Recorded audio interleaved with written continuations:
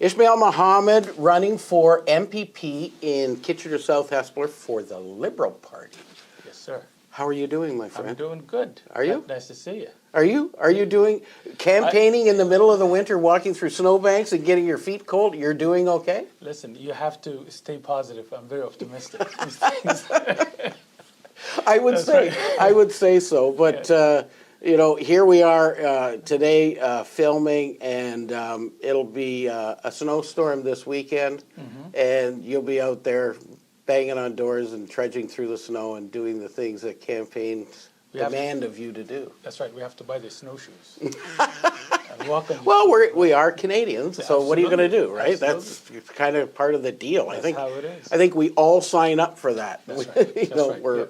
We're going to be Canadians. We got to do like Canadians. But absolutely. When was the last time that we went to election this time of year? I'll tell you when it was. It was actually it was a federal campaign that Stephen Harper won his first minority government. That's right. And it was actually, I think that election date was around January 25th or something like that. Right. So it was long ago.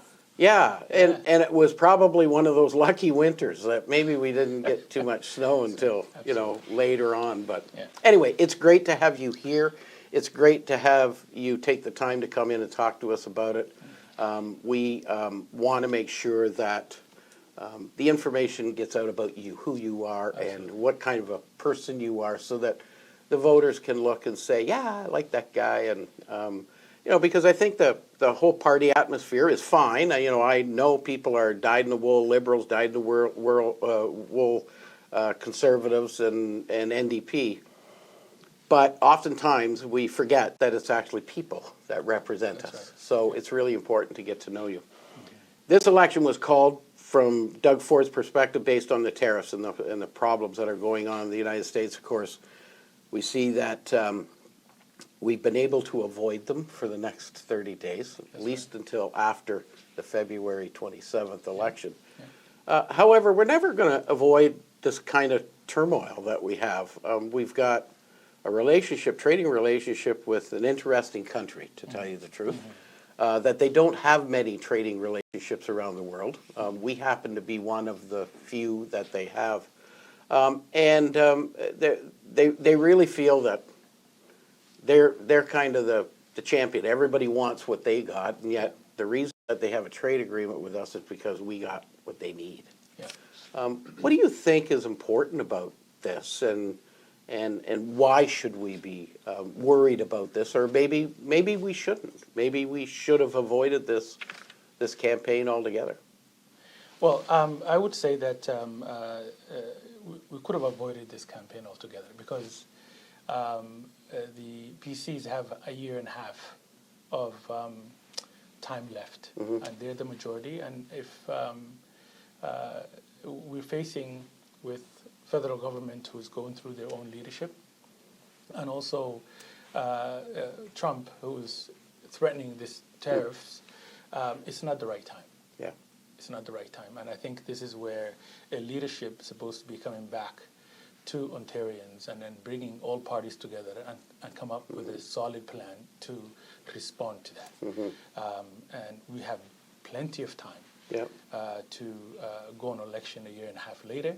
The focus should have been what we need to do in Ontario.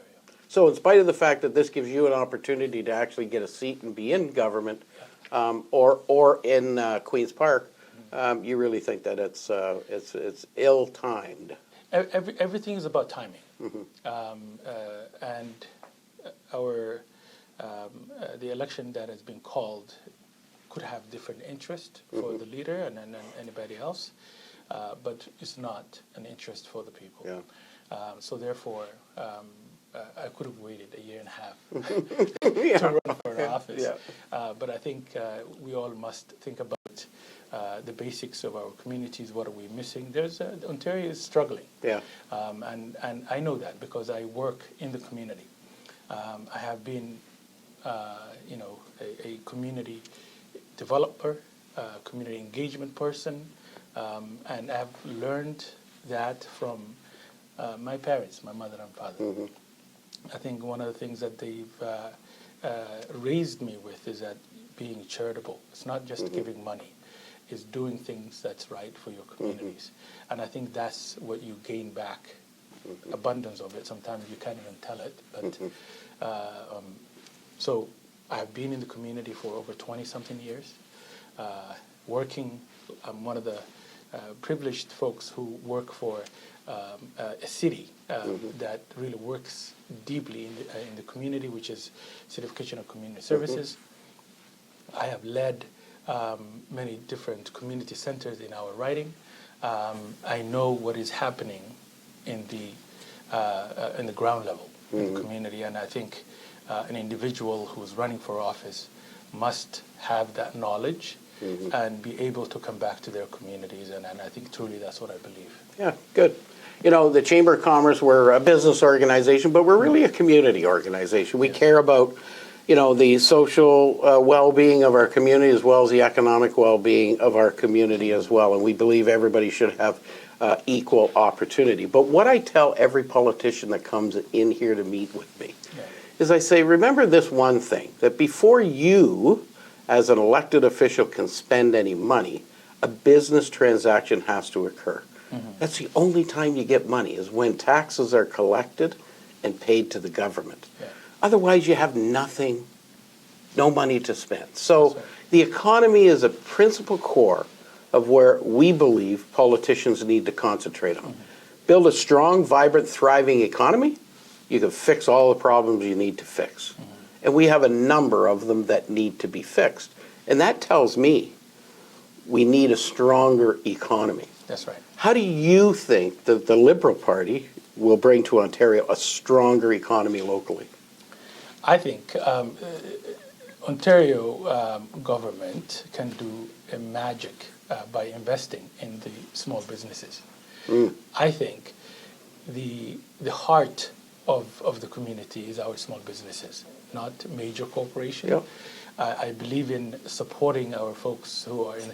Look, on the side of my work as a community service person, I've opened up a consulting company called Ethic Talent, where I bridge the gap the community needs in the economic development way to the regional or municipalities where they need to focus on. Because sometimes you will have that gap.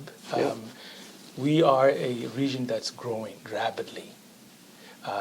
There's a lot of businesses that's coming. Majority of them don't know where the supports are. Chamber of Commerce, Cambridge and Kitchener, they're doing their piece. But this downloading everything on municipalities from the Ontario government isn't something that's really working out for the municipalities right now. So they are really, really, really struggling to deal with that. And I think this is where Ontario must take that back and find ways to support our small businesses so we can, if you don't have jobs, you don't have community. Simple as that. Like you can't live on social services. If you have a strong economy, you have a vibrant community. So I believe that I think we need to focus on our small businesses and uplift them. Well, certainly music to the Chamber's ear, because, you know, we take this theory all the time. 98.6% of all businesses that employ people in Canada are small businesses. That's right. Under 100 employees. And yet what's really interesting, what a lot of people don't know, is 70% of that group, so about 68.9% of all businesses in Canada that employ people are under 10 employees. And a lot of people don't know that. And 70% of the population in Canada works for those companies.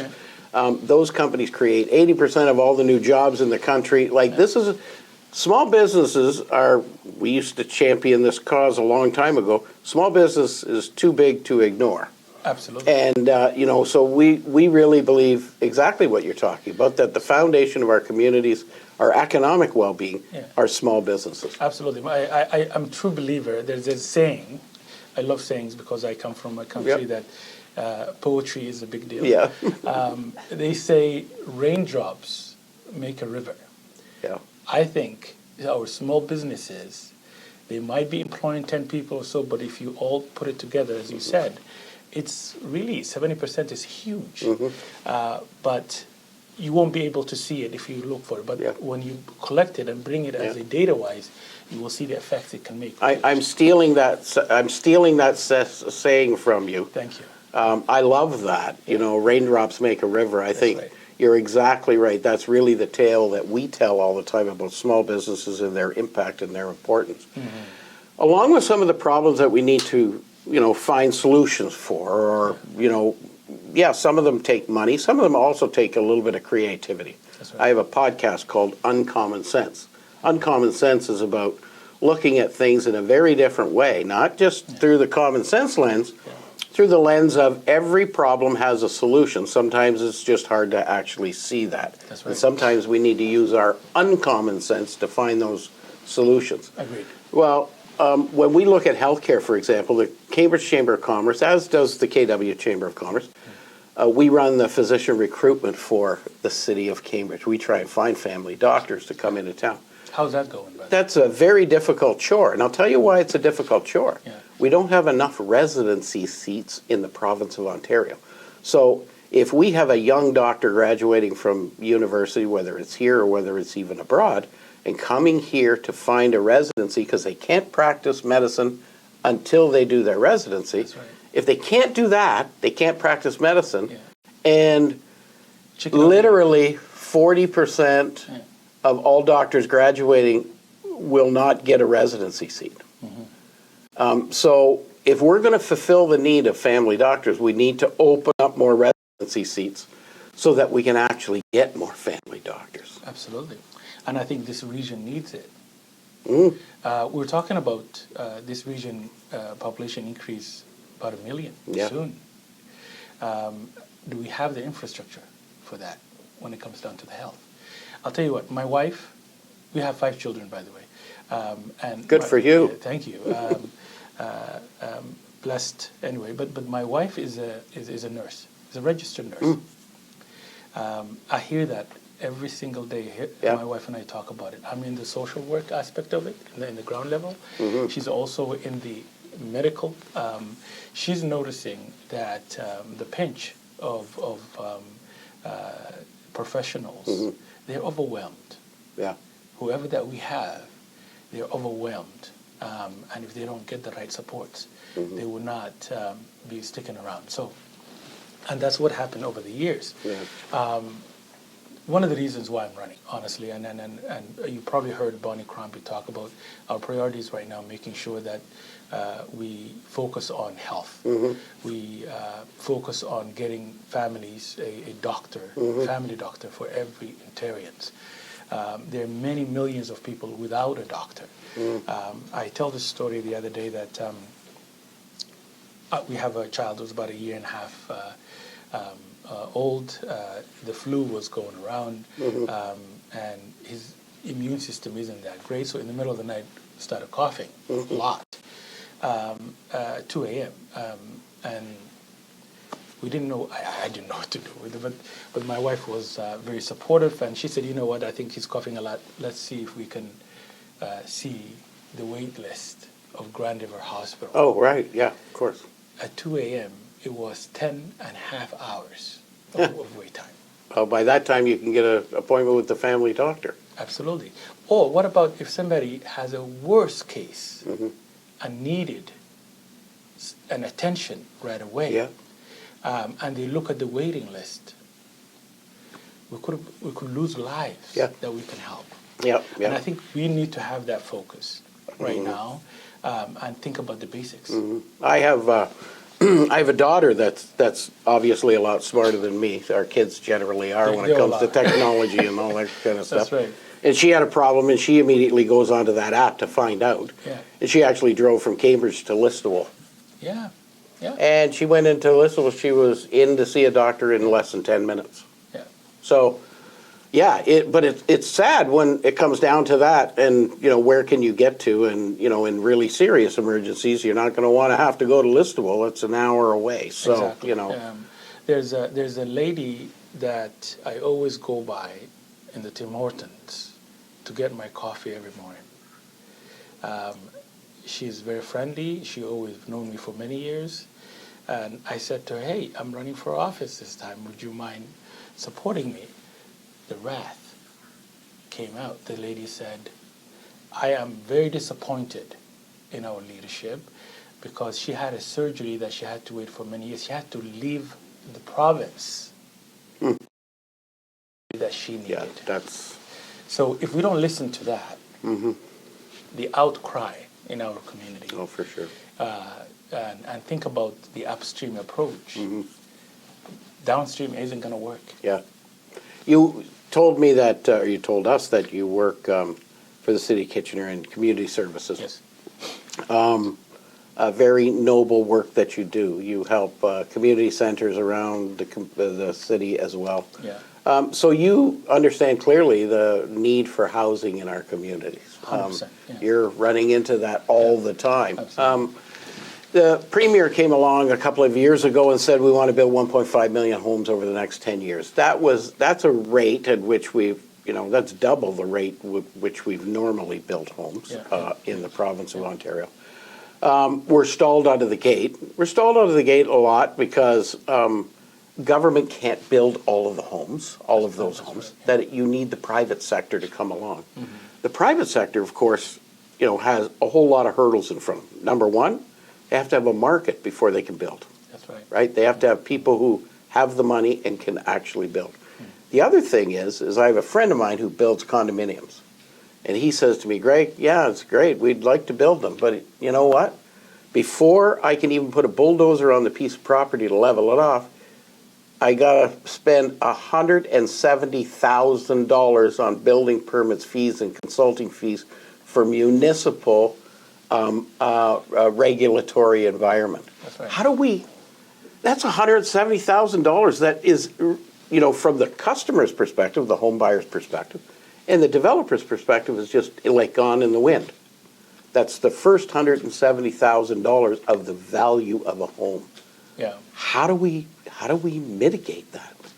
Well, what we're promising right now with the Liberal, and Bonnie talks about it, is that we will take out those taxes, the HST taxes, and the things that a government can do to take that burden away from the buyer and the seller. And we're focusing on that and also creating jobs so people, when they have employment, they can buy a home.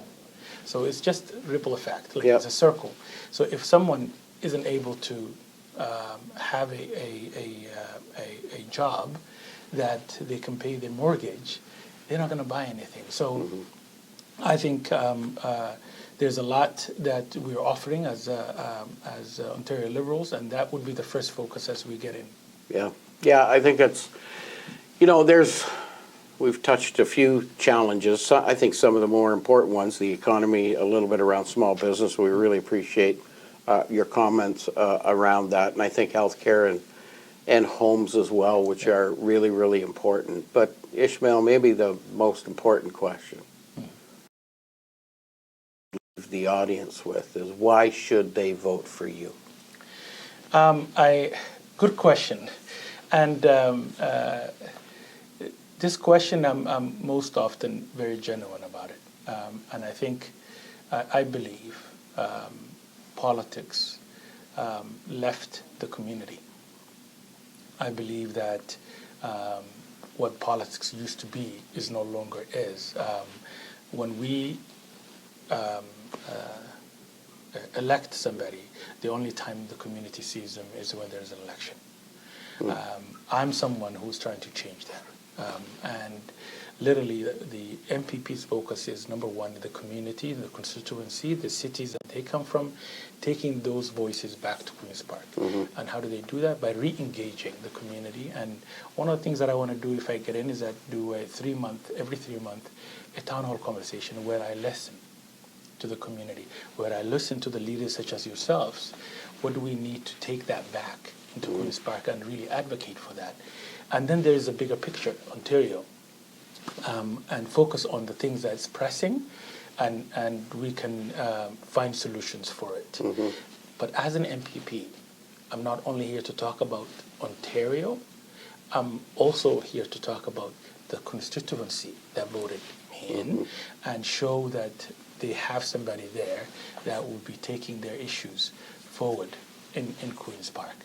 I've learned that in the community, because the work that I do in the community is people with the resources. I consider myself the person with the resources. I can't come up with the ideas. I have to go out there in the community and say, what are the needs? And then really complement the resources that we have, what the needs are in the community. And you will see a lot of people, and that's called building trust, right? It's very hard to build trust nowadays. So I want to bring that back. I want to humanize it. And I want people to know that they have a representative at Queen's Park. Yeah, I always tell people that I'm not an expert at anything, but I'm a jack of all trades. I know a little bit about everything. And that's really what you're saying. You're not there to be an expert on education or there to be an expert on healthcare. You're there to listen to the experts and bring the best out of the... We are the bridge. Yeah. We learn as we get... Listen, the community issues is fluid. It ebbs and flows. If an elected person isn't able to listen to the community's needs and mimic that and make sure that they adopt it, then you can't have the interest of supporting your community. So I think that's what we have to do, and an elected official is a bridge where these voices need to get to where they need to be, and the community can have the changes that they need. So I worked at different community centers. One of the things that I've seen is that, and I'm glad that my party is really tackling on it, is that we have a lot of seniors who are on ODSP. For many years, decades, they're still stagnant of what they were getting, which is $1,300 and change. Where they're paying their rent, I see those people because the community centers that I worked in, there's a food distributions that we have every Wednesday or Thursday, depending on which center you're at. And 300 families. That 300 families, majority of them are seniors. People with disabilities on a wheelchair. They come to the community center to pick up this food. Why? Because by the time they pay their rent, they got nothing left. Right? So the Ontario Liberal is doubling that. Wow. And we're making sure that that really connects with the inflation, and we support our people with disabilities as well, because they're the ones who fall through the cracks when we talk about issues. So we need to re-engage that as well. Ismail Mohamed, running for Liberal MPP in South-Hespeler. It was great to meet you and have you in our studios and have a conversation, and good luck on the campaign trail. Thank you, Greg. Thank you for having me.